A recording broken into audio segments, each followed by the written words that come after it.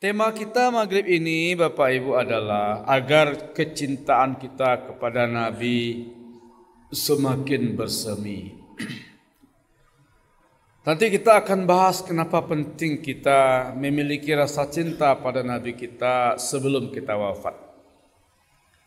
Kita benar-benar harus berusaha bahwa kita meninggalkan dunia ini dalam keadaan mencintai Rasulullah Sallallahu Alaihi Wasallam. Anas pernah bercerita, Ja'a rajulun, datang seorang laki-laki kepada Rasulullah Sallallahu Alaihi Wasallam lalu bertanya, Mata sa'ah? Ya Rasulullah, kapan datangnya kiamat? Jadi tapi Anas tidak bercerita siapa nama orang ini. Karena kadang-kadang sahabat itu enggak penting baginya nama orang, tapi yang penting apa pesannya. Di kata Anas, seseorang datang kepada Nabi lalu bertanya, Mata sa'ah? Kapan datangnya kiamat? Apa jawab Rasulullah sallallahu alaihi wasallam? Maza a'dadta lahu. Engkau tanya tentang kiamat kapan datangnya. Pertanyaan balik adalah, apa yang engkau persiapkan untuk datangnya kiamat? Ini penting ya buat kita yang sibuk bertanya satu hal, memperdebatkan satu hal, tapi substansinya tidak kita ambil. Kata Rasulullah, enggak penting kapan datangnya kiamat, yang penting itu apa persiapan engkau jika kiamat datang. Sama dengan perdebatan orang, sebenarnya surga yang dijanjikan untuk kita itu sama enggak dengan surga yang dulu pernah didiami oleh Nabi Adam? Kalau enggak sama, berarti apa bedanya? Terus, di mana surga itu sekarang? Sudah diciptakan atau belum? Kalau sudah diciptakan, di mana? Sampai begitu pertanyaannya. Padahal itu enggak penting. Yang penting itu adalah bagaimana caranya agar kita masuk surga. Terserahlah surga yang mana. Mau surga yang pernah ditempati Nabi Adam, atau surganya beda, surga itu sudah ada atau akan diciptakan, itu enggak penting. Yang penting itu apakah kita mengerjakan amalan sehingga kita bisa masuk surga. Kalau sibuk memperdebatkan surganya mana, di mana sekarang, habis waktu, habis umur, tapi tidak berdampak pada amal soleh. Nah, ini juga ya, ketika dia bertanya kapan datangnya kiamat, apa kata Rasulullah? Maza a'dadta lahu. Engkau tanya kapan datangnya kiamat, apa persiapanmu jika kiamat datang? Apa jawab sahabat itu? La syai'. Tidak banyak ya Rasulullah. Amalnya dia akui tidak banyak. Standar. Dia salat, tapi enggak banyak. Dia zakat. Pokoknya intinya dia merasa amalnya sedikit. Dia mengatakan sebenarnya saya belum punya banyak persiapan ya Rasulullah. Walakin illa annani, tetapi aku mencintaimu karena Allah. Itu cuma yang saya miliki. Salat biasa saja. Zakat juga standar. Ibadah-ibadah ini enggak terlalu banyak. Tapi saya punya satu hal yang saya miliki, itu saya mencintaimu karena Allah. Apa jawab Rasulullah setelah itu? Anta ma'aman ahbabta. Kalau jujur, kalau benar, kalau memang seperti itu, engkau nanti akan dikumpulkan bersama orang yang engkau cintai. Apa maksudnya?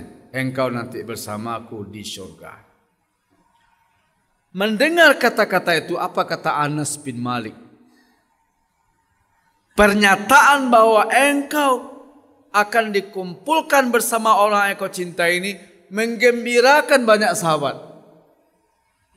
Yang bertanya si A, tapi sahabat yang lain ikut gembira.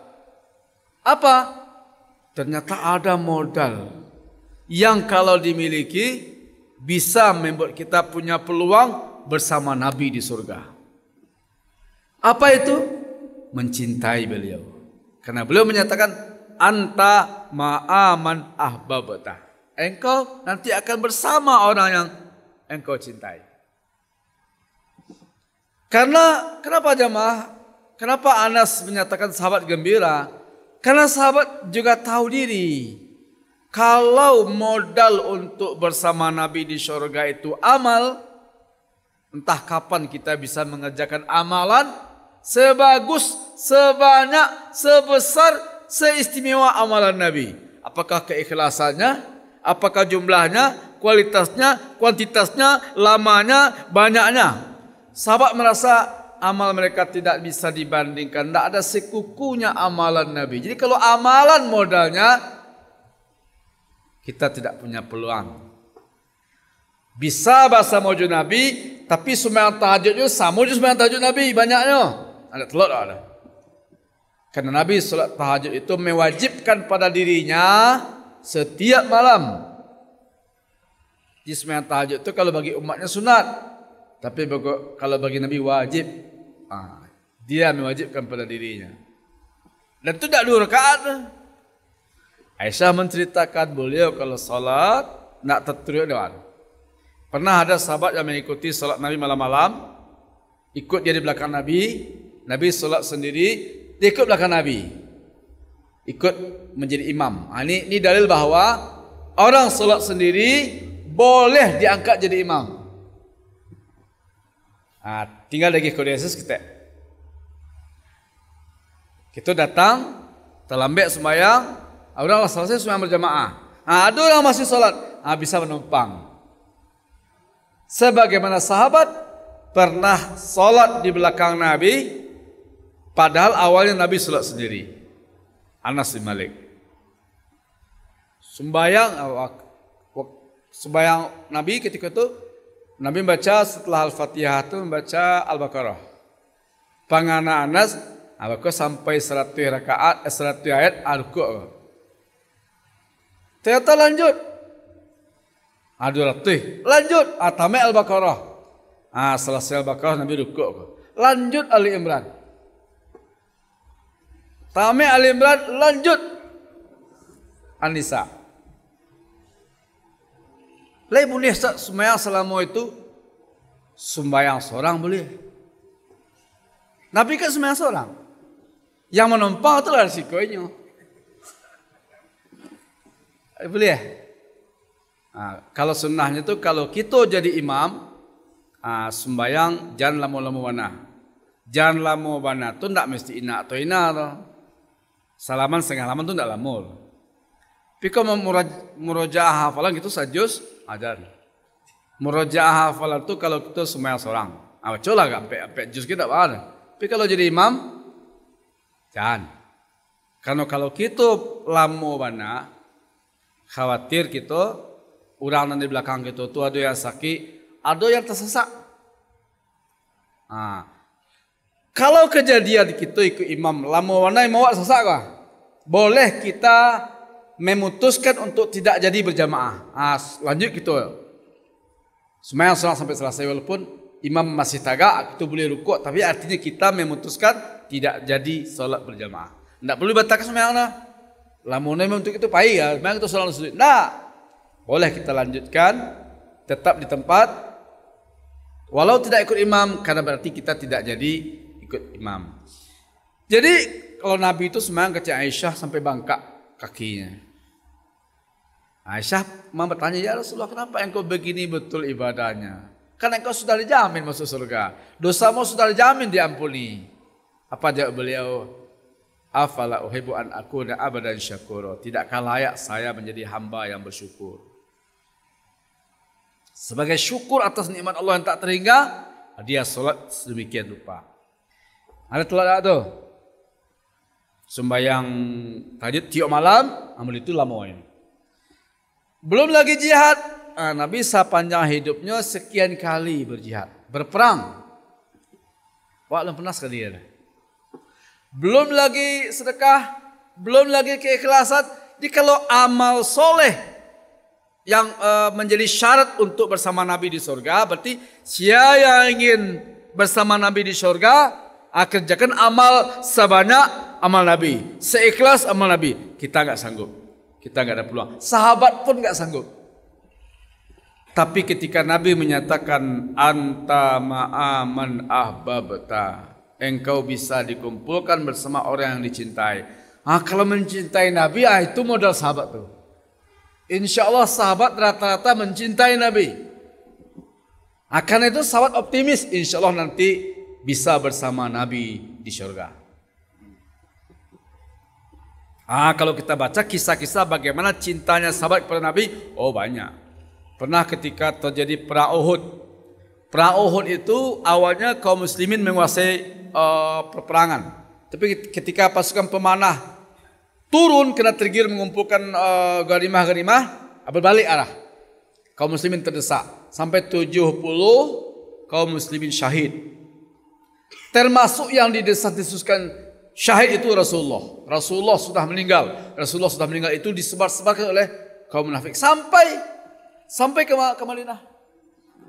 Sampai di Madinah berita Nabi lah meninggal. Walaupun akhirnya terbukti Rasulullah tak meninggal. Nah, ketika pulang dari perang Uhud, ada seorang wanita Ansor dari Bani Nadir. Bukan Bani Nadir.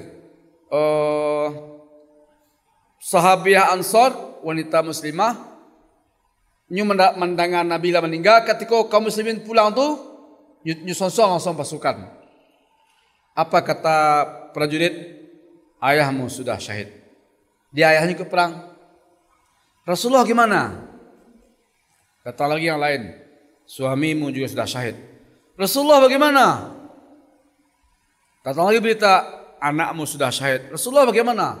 Sampai akhirnya Rasulullah alhamdulillah aman. Apa kata wanita itu? Bagi saya musibah meninggalnya ayah, musibah meninggalnya suami, musibah meninggalnya anak menjadi ringan ketika mendengar Rasulullah selamat. Itu kualitas cinta Rasulullah ke sahabat. Cinta sahabat kepada Rasulullah. Meninggal ayahnya, meninggal suaminya, meninggal anaknya. Itu kan musibah luar biasa. Tapi ketika mendengar Rasulullah yang diisukan meninggal, ternyata enggak meninggal, apa katanya? Musibah meninggalnya suamiku, ayahku dan anakku menjadi tidak terasa ketika mendengar alhamdulillah Rasulullah selamat. Ada juga satu kasus seorang sahabat disiksa, akan disalib, akan dibunuh. Lalu apa kata kaum Quraisy? Mau enggak engkau? Engkau tidak jadi disiksa. Engkau kami pulangkan kepada keluargamu dengan selamat. Tapi Rasulullah sebagai gantinya. Itu yang menawarkan itu Abu Sufyan sebelum dia masuk Islam. Apa kata Abu Duhana ini? Saya tak rela walaupun tergores kulit Rasulullah, sedangkan saya senang-senang di rumah. Jangankan meninggal, jangankan disiksa, jangankan dibunuh, tergores saja saya enggak rela. Sementara saya bersenang-senang di rumah. Apa kata Abu Sufyan? Sepanjang hidupku dan sepengetahuan aku tentang Romawi, tentang Persia, tidak pernah aku bertemu dengan seseorang yang dicintai oleh sahabatnya sebagaimana cintanya sahabat Rasulullah kepada Rasulullah. Itu pula yang nanti yang membuat Abu Sufyan akhirnya tertarik masuk Islam. Jadi cinta yang seperti itu yang dimiliki oleh para sahabat itu yang membuat sahabat gembira, berarti mereka walaupun amalnya tidak seperti dan tidak sebanyak amal Rasulullah, tapi dengan cinta yang mereka miliki, mereka optimis nanti bisa dikumpulkan bersama Rasulullah. Karena Rasulullah sudah berjanji almar'u ma'aman ahabba, seseorang bersama orang dicintainya. Pertanyaannya adalah kita Basobo alun ju Nabi, tak pernah bertemu ju Nabi.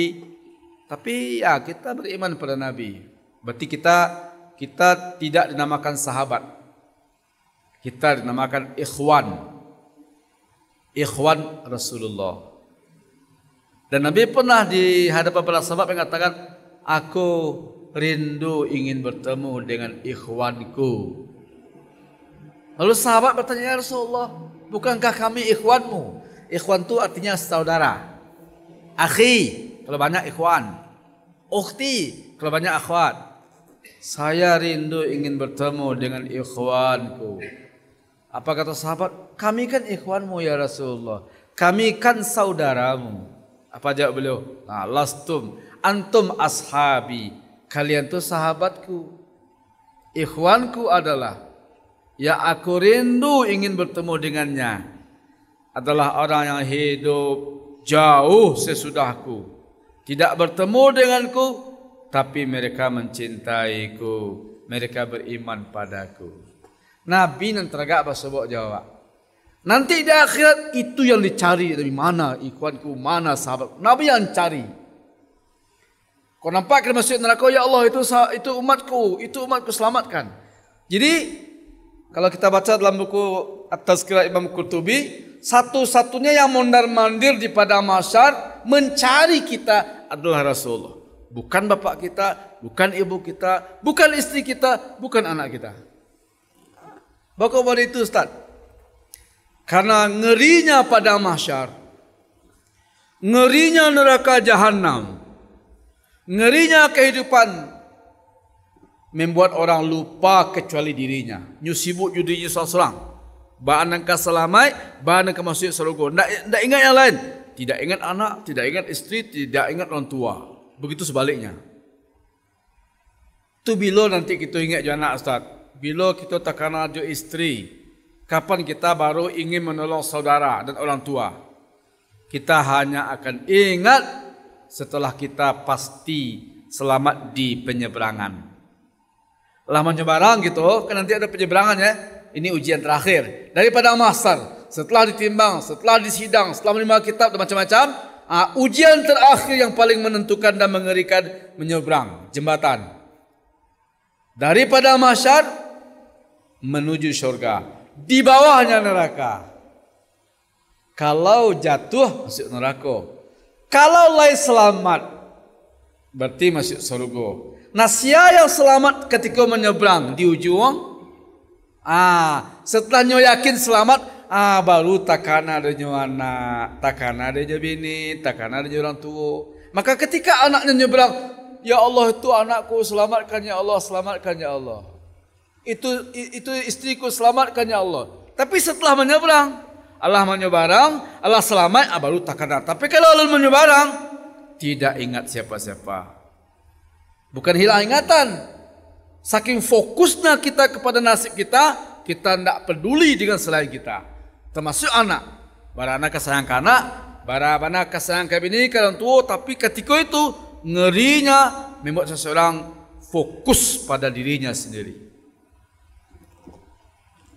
Satu-satunya yang ingat kita, yang bolak-balik mondar-mandir nyari kita dan menyelamatkan kita dan memberi syafaat kita adalah Nabi Muhammad sallallahu alaihi wasallam. Jadi kalau murid itu Nabi kawa, awak kainyo. Ini yang kita maksud. Sebelum kita wafat, kita benar-benar harus memiliki rasa cinta yang jujur, yang tulus, yang besar kepada Nabi. Di antara tanda-tanda cinta itu adalah kita selalu mendoakan beliau. Di antara bukti serius dan jujurnya kita mencintai Nabi, kita selalu mendoakan Nabi. Baca mendoakan Nabi Ustaz, membaca selawat. Selawat itu kan doa. Kurang tepat kalau ada yang mengatakan, mari kita kirimkan selawat kepada Nabi. Seolah kita mempunyai. Yang benar, mari kita doakan pada Allah agar Allah beri selawat untuk Nabi kita. Nampunya Allah. Allah berselawat untuk Nabi. Jadi kita minta Ya Allah, Allahumma ya Allah, salli beri salawatmu, wa sallim beri keselamatan, wa barik beri keberkahan untuk Nabi kami, Nabi Muhammad sallallahu alaihi wasallam. Itu ujian paling praktis. Iyo kita cintakan Nabi, kok iyo barangkali kita mengirimkan dan mendoakan salawat untuk beliau. Minimal Bapak Ibu yang Allah muliakan 10 pagi 10 sore itu minimal. Maka ketika zikir pagi, di antara rangkaian zikir pagi adalah berselawat 10 kali untuk Nabi. Maka sore berselawat 10 kali. Itu minimal. Kalau bisa lebihkan sampai 100, sampai terserah berapa. Tapi intinya kita mendoakan.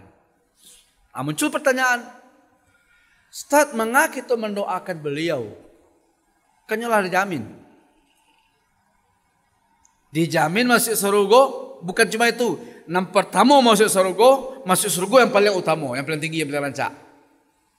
Atau mengapa kita doakan nyolah jaleh, lah dapat garansi. Kan harusnya kita yang didoakan. Kita yang butuh didoakan. Kini mangga kita mendoakan nalah jaleh, nalah pasti. Nah, dapat garansi.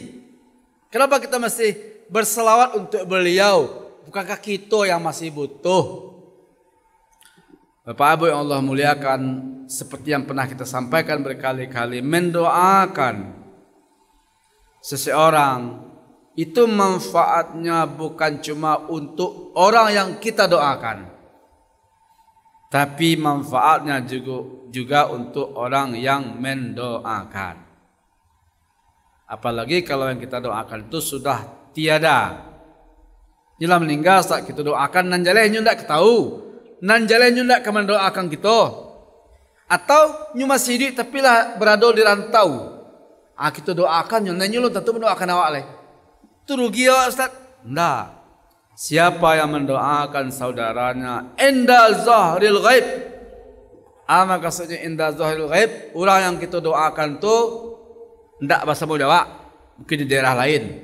Atau orang yang kita doakan itu sudah meninggal dunia. Kalau kita doakan, Allah utus malaikat.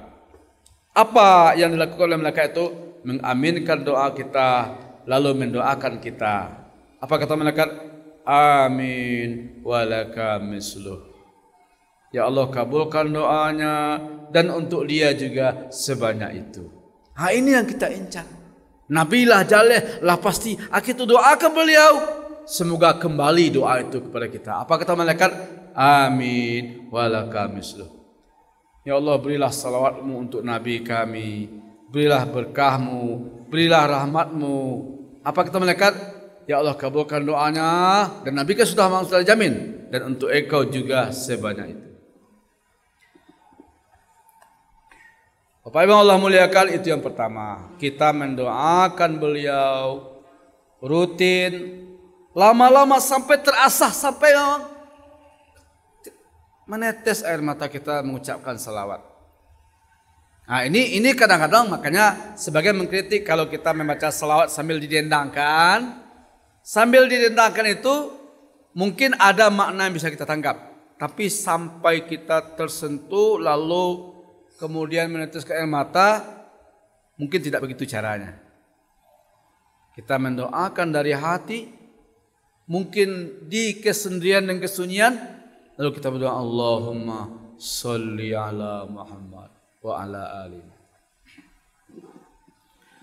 Yang kedua, bagaimana caranya agar cinta kita kepada Nabi kita makin bersemi? Bapak Ibu yang Allah muliakan, kita memang sisa waktu kita ini kita alokasikan sebagainya untuk mengenal Nabi lebih dalam. Kita tidak kenal Nabi, tidak pernah bersobok dengan Nabi, tidak sezaman dengan Nabi. Kita butuh diulang-ulang. Nah, inilah kadang-kadang di antara kenapa orang, sebagian ulama, banyak ulama ya, termasuk Ibnu Hajar Al-Haythami, kenapa para ulama mengatakan di antara ikhtiar untuk menumbuhkan cinta dan mengenal Nabi, peringatan Maulid Nabi. Walaupun di khilafiyah ya, Ada yang mengatakan peringatan Maulid Nabi itu tidak dilakukan oleh sahabat. Tapi ini dijawab oleh para ulama. Kenapa sahabat tidak melakukan acara ini? Karena mereka sudah kenal Nabi. Mereka sezaman dengan Nabi, hidup bersama Nabi, kenal betul Nabi, dan mereka benar-benar mencintai Nabi.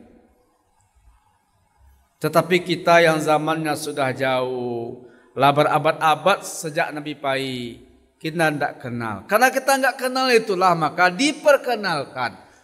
Sarananya terserah, mau melalui ceramah kah, bedah buku kah, membaca kitab sirah kah, membaca hadis-hadisnya kah, agar kita kenal. Tidak sekedar kita jemaah yang Allah muliakan, kenal Nabi itu memang selama kulit-kulit saja. Di SD lah belajar, di SMP lah belajar, SMA lah belajar. Anak kita pelajari siapa nama Nabi, siapa nama ibunya, siapa nama bapaknya, di mana ianya. Kalau itu hanya pengetahuan di sini, untuk ujian perlu tuh. Tapi menumbuhkan cinta, enggak cukup. Agar kita cinta Nabi, kita mesti betul-betul mempelajari kepribadian Nabi secara dalam. Ba'a sifat Nabi, ba'a cinta Nabi kawa, doa-doa Nabi untuk umatnya, apa yang dikerjakan Nabi ketika jadi untuk umatnya, ba'a syafaat Nabi. Kalau kita bahas semuanya itu, apa kesimpulannya? Nabi benar-benar cinta kepada kita. Nah, karena kita tidak pernah membahas itu, yang kita bahas hanya ibunya Fatimah, bapaknya Abdullah, anaknya sekian, sifatnya ampe, lahir di Senayan. Sekedar itu kita baca, itu kognitif tuh. Untuk ujian perlu tuh. Tapi kalau untuk menumbuhkan cinta, tidak cukup. Berarti peringatan Maulid Nabi hanya pemancing. Sekali setahun itu hanya untuk mengingat-ingatkan. Sejatinya setiap saat kita mesti baca. Pertanyaannya adalah, kalau kita ingin kenal Nabi, siapa di antara kita kau ialah tamak membaca buku sejarah Nabi? Sirah Nabawiyah kan ada. Sekali, alun. Allah seabad kali. Karena kalau kita baca, ia bisa menang ya. Kita bisa tersentuh. Oh, demikian betul cinta Nabi kepada kita. Sebagaimana sahabat kalau tak kenal Nabi, ia menangis. Pernah Bapak Ibu Allah muliakan ketika Nabi lah meninggal. Kan sejak Nabi meninggal, Bilal dan Amr Hazan lah. Sejak Nabi meninggal, Bilal meninggal ke Madinah. Dia enggak kuat. Dia tidak kuat menahan kesedihan jika masih berada di Madinah. Yupai. Itu sampai akhirnya di zaman Abu Bakar dijemput, diminta dia untuk azan. Mana-mana Abu Bakar minta, mohon kami ingin. Dia kanulah sekian lama permintaan, akhirnya Bilal mau azan. Suara Bilal khas kok. Ketika Bilal azan, takajik kota Madinah. Suara yang sudah lama hilang, kini kembali. Berhamburan keluar. Apakah Rasulullah hidup lagi? Apakah Rasulullah kembali ya Tuhan? Sampai Bilal ketika mengucapkan asyhadu anna Muhammadar Rasulullah menangis, tidak tahu melanjutkan. Bilal menangis dan seluruh isi kota Madinah menangis. Takana jo pribadi yang hidup bersama mereka, yang mereka tahu mencintai mereka.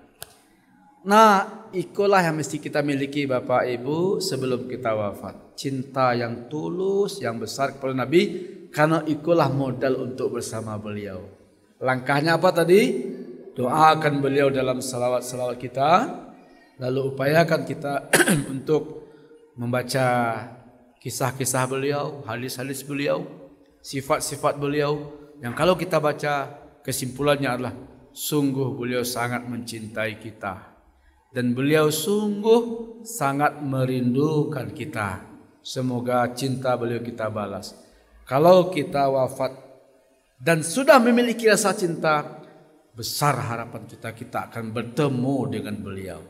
Tapi kalau kita sampai wafat tidak punya rasa cinta, walaupun kita sembahyang, walaupun kita melakukan ibadah, tapi tidak ada rasa cinta, tidak serius mendoakan beliau minimal dalam salawat kita. Karena itu Bapak Ibu, rajin-rajinlah bersalawat untuk Nabi kita, untuk mengasah hati kita agar kita mencintai dan merindukan beliau. Lalu setelah itu upayakan setiap ajaran beliau yang kita kenal, sunnah beliau yang kita tahu, kita amalkan semampunya, sebisanya. Terus dan kemudian yang ketika berdoa kepada Allah, ya Allah tumbuhkan rasa cinta di hati kami kepada Nabi-Mu. Ya Allah tumbuhkan rasa cinta dan itu dalam diri kami pada Nabi-Mu. Yang dengan itu ya Allah izinkan kami untuk bersamanya di surga. Assalamualaikum warahmatullahi wabarakatuh.